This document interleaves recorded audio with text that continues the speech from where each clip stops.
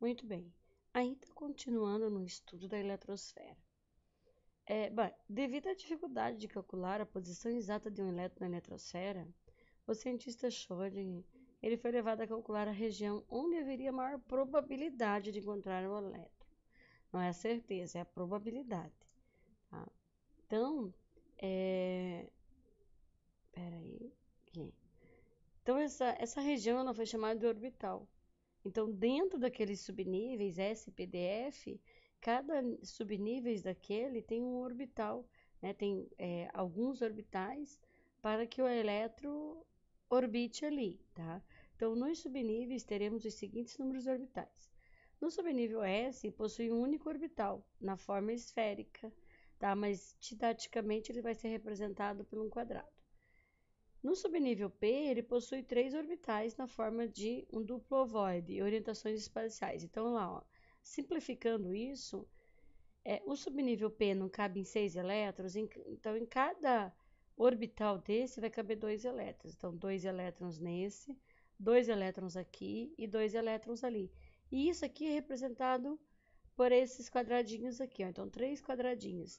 Então, o subnível P, ele tem 3 orbitais. E esses 3 orbitais cabem 6 elétrons.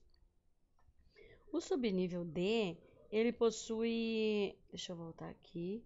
O subnível D, ele possui 5 orbitais, tá? Então, são 5 orbitais, onde cabe em cada orbital desse, cabe 2 elétrons. Não cabe 10 elétrons no orbital D? Então, desses 10 elétrons, então, são 5 orbitais, né?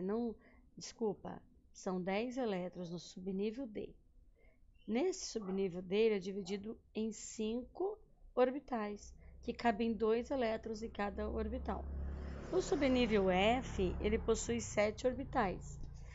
E ele não tem, o subnível F não tem 14 elétrons para ser distribuído. Então, se ele tem 14 elétrons, ele possui 7 orbitais com distribuição de 2 elétrons por cada orbital desse. E o princípio da exclusão de Pauling, ele diz assim, ó, que em um mesmo orbital encontraremos no máximo 2 elétrons com spin opostos. Ou seja, o elétron não fica paradinho lá dentro daquele orbital, né? Ele fica em movimento. Se ele fica em movimento, o que é importante a gente perceber aqui é que ele fica em movimentos opostos, né? Então, ele fica, enquanto um gira para a direita, o outro gira para a esquerda, né? Então, em um mesmo orbital, os spins, né? Eles se movimentam em sentidos opostos, tá? A distribuição eletrônica nos orbitais. Então, a regra de Hund, ele diz assim, ó, coloca-se um elétron em cada orbital, da esquerda para a direita. E quando todos os orbitais estiverem recebido o primeiro elétron, é que colocamos o segundo elétron, com sentido oposto. Vamos ver como é que funciona isso daí, ó. Então, nós temos uma espécie química que ela tem a sua última camada 3p5. Então, ela está com 3p5. Então, lá no subnível P, nós sabemos que o subnível P ele tem 3 orbitais. 3 orbitais para cada orbital, 2 elétrons.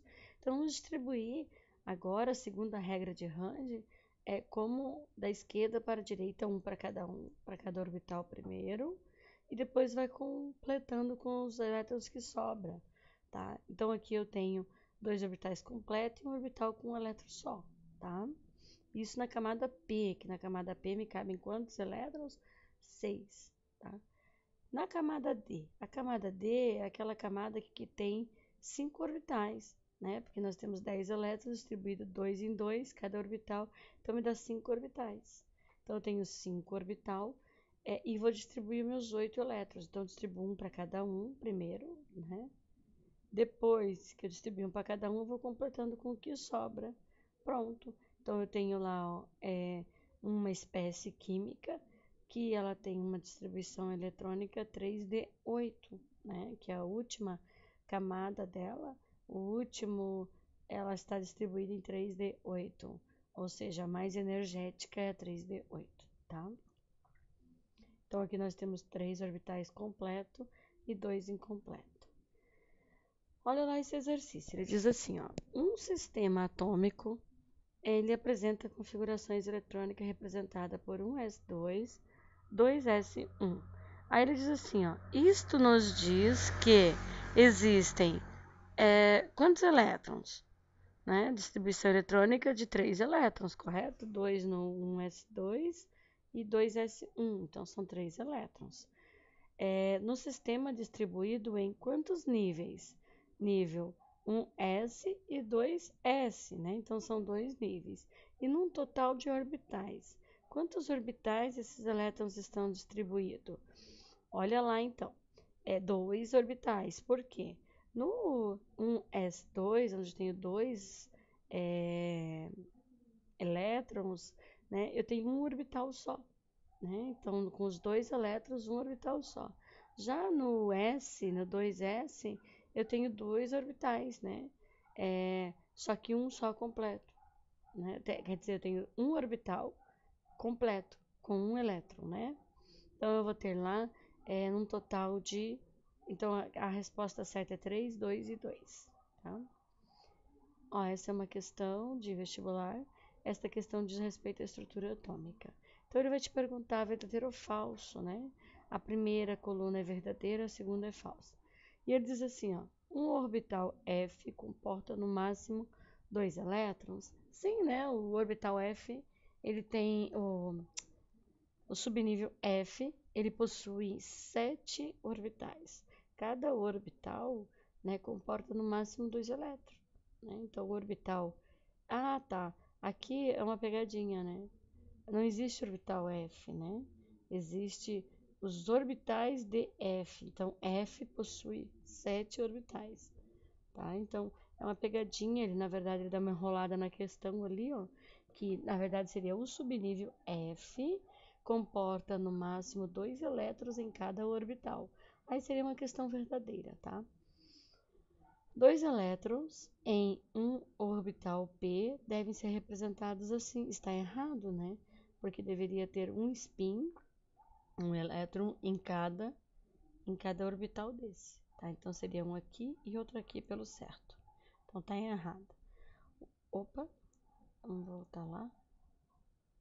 O átomo de nitrogênio, que tem número atômico 7, apresenta 3 elétrons não emparelhados. Olha lá a distribuição eletrônica do átomo de nitrogênio. Então, ele tem 1s2, 2s2 e 2p3. Ele apresenta 3 elétrons não emparelhados no 2p3. Deixa eu ver se tem o desenho. Aqui tem. Olha lá, seria assim, ó. 3 elétrons não emparelhados, tá? Então, essa está correta. Então, o átomo de nitrogênio apresenta 3 elétrons não emparelhados. Está correta essa. O número de orbitais vazio no terceiro nível de um átomo que apresenta número atômico 13 é 2? Vamos ver se tem o desenho aqui. Tem, olha lá. O número atômico de orbitais o número de orbitais vazios no terceiro nível de um átomo que apresenta número atômico 13, vamos ver a distribuição, 2, 4, 8, 12, 13. É 2? Só que a distribuição aqui não está correta, né? Porque não existiria o 3p1, tá? Então, aqui seria assim, ó. O subnível 3D não tem elétron, isto é 5 orbitais vazio. Então, se tivesse o subnível 3D, ele teria 5 orbitais vazio, mas não tem. Então, essa questão está errada, tá?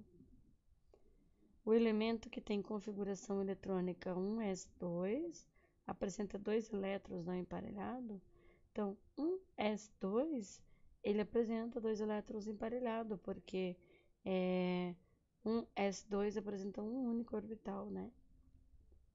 Assinale a coluna 1 as afirmativas verdadeiras e na 2 as afirmativas falsas. Teoricamente, um átomo apresenta infinitas camadas, mas apenas 7 não são conhecidas, então a afirmativa é verdadeira, né? Então ela é verdadeira realmente. Teoricamente, a gente conhece só as 7 camadas, mas existem mais camadas ainda do átomo. Orbital é uma região do espaço onde teremos absoluta certeza de encontrar um elétron? Não, a probabilidade é grande de encontrar, mas não absoluta certeza. Então, ela é falsa. Spin é um número quântico associado à rotação do elétron? Sim, é isso mesmo. Então, os spins da mesma orbital giram em sentidos opostos. O diagrama de Pauling serve para mostrar o tamanho do átomo? Não, né? O diagrama de Pauling serve para mostrar a distribuição dos elétrons em cada subnível. O orbital D apresenta no máximo 10 elétrons? Não, né?